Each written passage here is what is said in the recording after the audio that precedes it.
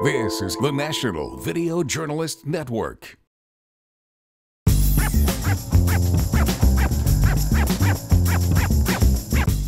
Welcome to MyLITV. From Manhasset to Montauk, we've traveled our communities to bring you the following events. I'm your host, Waldo Cabrera. MyLITV starts now.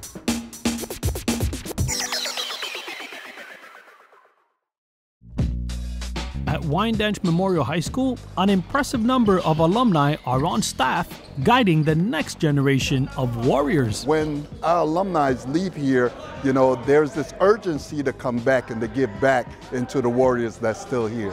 Good job, Dionte. Let's go. Let's get it out. Former Warriors basketball player Sharon answered the call. She's coaching the junior varsity boys basketball team to great success. There was some concern that the boys would not respond to a female coach, but that never materialized. You have to respond to her because she demands that of you.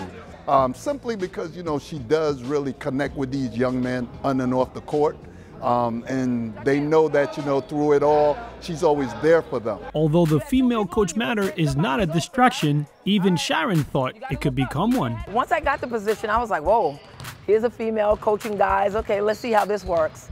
And so it was quite easy for me, to be honest with you, because these are children that I know. These are children from the community. I see these kids, if I decide I want to go to 7-Eleven, I might run into them.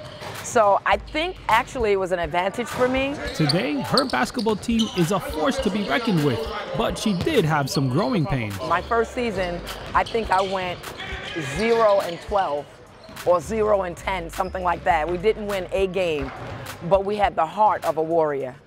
And that's what I would teach them. You have to have a heart of a warrior. And then one year we went, at the middle school, my record was 11-1, and then I was 10-2. And then I got called up until the high school level. Sharon's success as a coach was no surprise to the man that coached her in high school. Watching a coach is really a pleasure. I mean, she's a leader. And when she played basketball for me, she was a point guard. And point guards on the floor are leaders. Why are you trying to dribble between three people? He was very impressed by how quickly Sharon earned the respect of the players. They learned pretty quick because she came in and she laid down the rules. You know, this is it, I'm your coach, and let's get started. During this practice, another former Wyandanch warrior, Barry Baker, coaches the varsity team against Sharon's JV squad, making this session a family affair. In the white shirts is the varsity team, who's coached by my nephew, Barry Baker. And then in the green, we have my team, which is JV boys. We often practice with one another, and that's how we get better. My thing is to always have success on the floor, no matter who you put in. She achieves that by forcing them to improve their physical game. Keep the guy in front of you, that's all. All you gotta do is keep him in front of you. Getting them to sharpen their mental game. If they're pressing us, somebody always has to get to the middle. And putting full effort into every practice. And I tell my kids all the time, what we do in practice shows up in the game. So if we're playing around, that's what shows up in the game. You know, we have fun, don't get me wrong, but in order to be successful on the basketball court, you have to take your game seriously. In addition, Principal Sibblies requires that the athletes take themselves seriously. When you put on a Wyandanch uniform, you become a mentor, you become a role model, and know that people come to the games to see you. So in order for you to put the uniform on, there's some requirements that you have to meet. You know, and if you don't fulfill those requirements, then, you know, you won't be a part of the Warriors team. First thing Coach told us before we stepped in the gym workout, your grades not up to par, we can't play basketball. Cannot step on the court. So we had to get our grades up. She fought for some of us, I'm not gonna lie. Some of us had some iffy grades, she fought for us. Progress sheets, you know, she did anything and anything to keep us on the team.